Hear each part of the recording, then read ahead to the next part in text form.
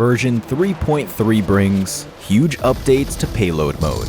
Aerial combat has officially arrived. Let's get started. In this version, we've added our first fixed-wing aircraft, the fighter jet. The fighter jet is a two-seater vehicle that carries up to 2 players. The pilot flies the plane and engages in combat, and the co-pilot is a passenger.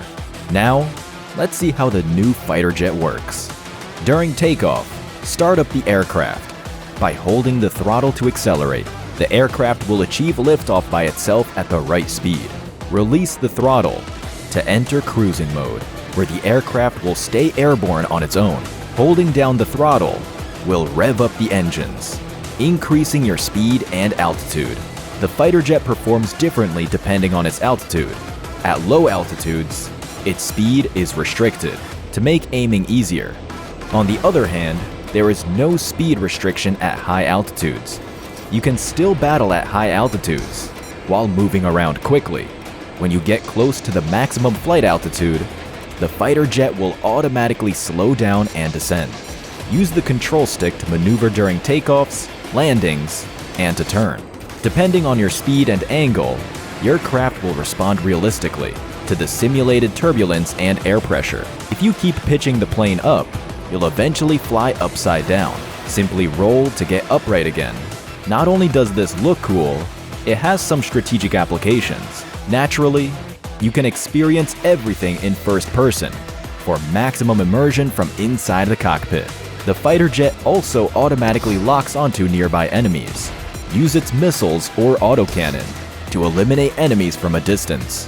It automatically fires guided missiles.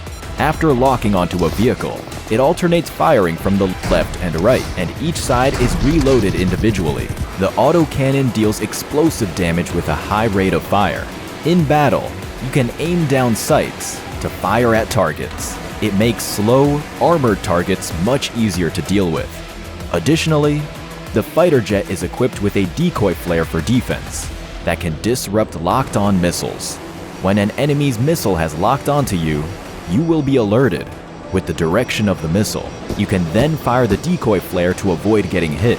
Of course, in emergencies, you can also eject from the craft. However, look out for nearby enemies if you're going to do so. When you wish to land the plane, simply get close to the ground to descend automatically. During combat, accelerate to close in on enemies and attack their aircraft by aiming your autocannon. This is what is commonly called a dogfight.